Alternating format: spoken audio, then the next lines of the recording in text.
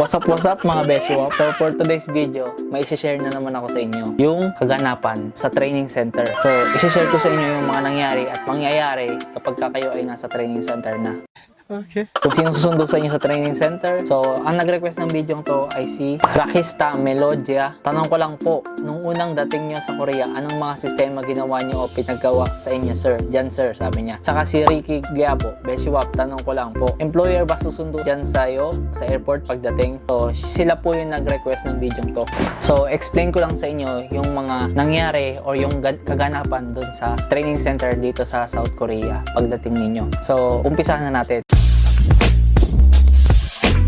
So, umpisa pa lang mga beshiwap, kwento ko muna sa inyo. Yung nasa NAIA terminal kami, ang nangyari kasi doon, pinakain na kami ng marami. Pero hindi libre pagkain, kanya-kanya kayo. Nasa NAIA kayo eh. Kasama nyo pa yung pamilya nyo, lahat ng naghatid sa inyo, o kung may naghatid man sa inyo. So, saklap naman kung wala, diba? May naghatid sa akin noon, pamilya ko. So, doon, kumain muna kami. Pinakain kami ng marami kasi kinabukasan is medical na. Bawal daw kumain ng almusalan. So, tanghalian na kami nakakain nun. So, alauna ng madaling araw, alis namin, punta ng South Korea. So, nakalapag kami ng Incheon, mga alas 4 or 5:30, ganyan. Basta 4 hours yung biyahe. Tapos, nung nasa Incheon na kami, kinuha na namin yung mga bagahe namin, basta lahat, kinuha na namin lahat ng gamit namin. May nagsundo sa amin. Tapos, marami kami doon. Kasi marami talaga. Pakita ko sa inyo sa picture. Ganyan kami karami nung nasa Incheon. So, ang saya sa pakiramdam. Tapos, may bus doon, bumiyahe kami papunta ng Ansong.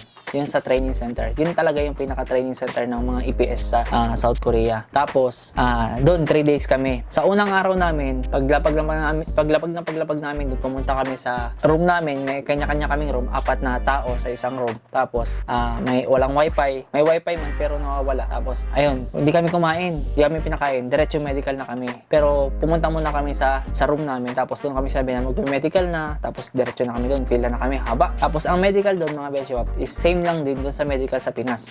Kaya lang dito high-tech. Kagaya nung na-explain ko doon sa qualification, bawal yung may scar. So, doon sa team namin, sa batch namin, merong nakitaan na isa na merong scar na active. So, may bukol ata yung kanyang, may bukol or dumudugo, ganyan. Basta active pa. Yun ang nakakalungkot doon. Merong pinauwi sa Pinas na nandito na sa South Korea. So, sumunod nun, sa first day namin, pagkatapos namin kumain ng tanghalian, tinuruan kami ng mga ilang rules sa Korea. Ay, tinuro sa amin sa first day, second day, saka third day ng half day. Tinuro sa amin yung mga rules, mga tools, yung mga safety, mga kaligtasan nyo. Siyempre, safety nga eh.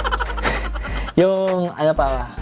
Nag-open kami ng bank para social. Yun, nag-open kami noon. Tapos, nag-fill up kami ng mga form. Marami kami pinilapan. Basta ang dami sa loob na. Puro training. Tapos, nung third day na, yung last day na, tinawag na kami nung proctor namin. Tapos, pumunta na kami sa kanya-kanyang bus. Tapos doon, bawat bus na yon may mga nakaatang na lugar kung saan sila i-destino. Kung saan sila, kami, Gwangju, Jeollanam-do. Pero, binagsak kami sa Gwangju, Jeollanam-do. Tapos, merong Gwangju, Jeollabok-do. Binagsak doon. Merong mga Ansong lang din. Merong Busan, merong Jeju. So, sa Jeju, bibiyahe ka pa ng eroplano isa pa. So, ganun ang nangyari. Pagdating namin sa, anong tawag doon? Pagdating namin sa Gwangju, Gwangyokshi, Gyeongje, Goyong, Jinhongwon, yan. Diyan kami sinundo nung amo namin sa Jiangnim namin. Sa mismong location na nung province ng pinagtatrabahuhan namin. Hindi mismo sa Ansong kami sinundo. Sa mismong parang agency siya eh. Pero hindi tayo agency. May mga isinasabay lang kasi minsan yung sadyang natin, mga boss natin, na kumukuha sila ng mga agency. Mga empleyado na nagtatrabaho dito sa South Korea. So, hindi tayo agency. Ayun, dyan sa lugar na yan, dyan kami sinundo. Tapos, pumunta na kami sa Kisoksa namin dito sa South Korea. So, ang ganap talaga doon sa Ansong is puro training. Tapos, yun, puro safety kasi marami naiipit, marami namamatay dito. So, napakahirap talaga ng trabaho pero kailangan pagtiyagaan kasi swertihan lang talaga pagdating sa trabaho sa company. So, may mga minamalas, may mga hindi. Mga sobrang hirap ng trabaho kaya nagpaparelease. Yun yung isa sa mga dahilan. O kaya naman mga kasamahan na nagpaparelease. Dahil sa kasamahan din, yun yung dahilan kung bakit nagpaparelease sila. So, may mga ilang pala ako sa inyo mga beshiwap kung nandito na kayo sa South Korea. Sa unang linggo ninyo or pag na-issuehan na kayo ng alien card or yung Pigugin, Tongryokjong. Paalala lang kapag bibili kayo ng SIM card, yung Facebook account ninyo, huwag nyong i-register yung SIM card ninyo doon. Kasi mahahack ang Facebook ninyo. Kasi itong mga SIM card natin is dati may mga may-ari na nito. Hindi pa tayo. Nung mga natapos na ang kontrata, may mga SIM card sila. O kaya nandito pa pero nagpalit sila ng SIM card. May mga may-ari nun. At kapag kabisado nila yon, pwede nilang mahack yung inyong account, Facebook account. So, paalala lang yun mga besyo. Huwag nyo ilalagay yung inyong SIM card sa Facebook. I-re-register nyo yung SIM card niyo dito. So, yun lamang ang video to. Para magkaroon lang kayo ng idea kung ano talaga yung mga nangyari. At doon sa tanong nilang dalawa, sana nasagot ko kayo. At yun, thank you so much din sa lahat ng mga sumusuporta sa akin. At adios! So, shoutout pala kay Nalagon Kalawod. Beshiwa, pwede po ba sa next vlog mo, Korean language challenge for 1 day? Muslim tayo dito. Kahit di masyadong pure, basta for 1 day lang. Sana magawa mo. Sigurado, masaya ito. At enjoy. Thank you, Beshiwa. Keep up the good work, more vlogs, and God bless. Roger Kalawod. So, subukan natin, sir, kasi itong mga kasama ko dito, mga KJ yan. Ako lang dito, at saka si Andy, at saka si Kevin. Kami lang dito yung medyo, medyo kalugin. Medyo, basta.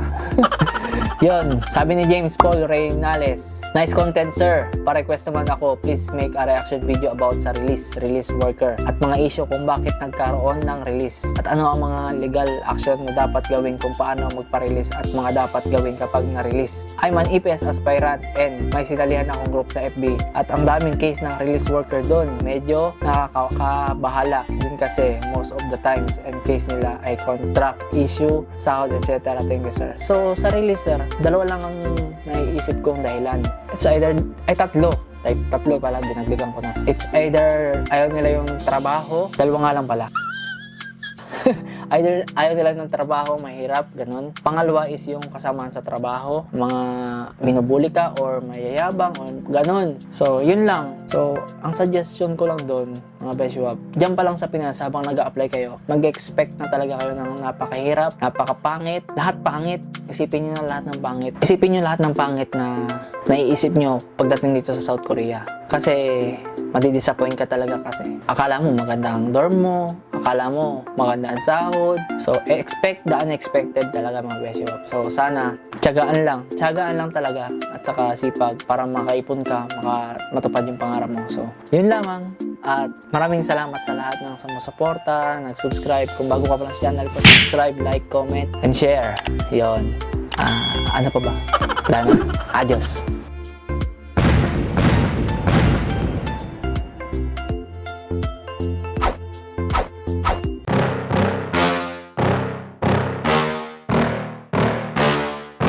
Yeah. Please tell me that I can't, that I won't, that I fail, that I'll never make it out, yeah.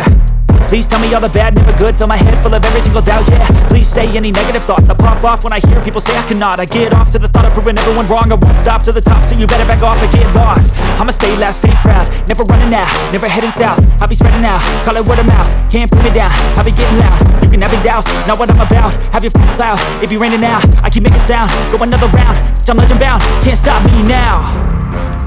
You don't wanna fuck with me, a slow burn like a disease. Just tell me that I can and I'll show you things that you couldn't believe. Just tell me that I can. Just tell me that I can.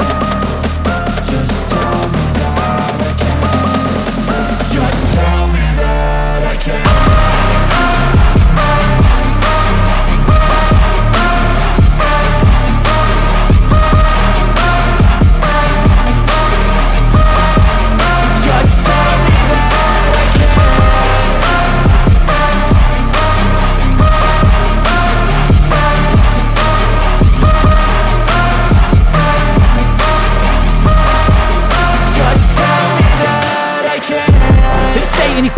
Cause I just wanna hear it out your mouth, yeah.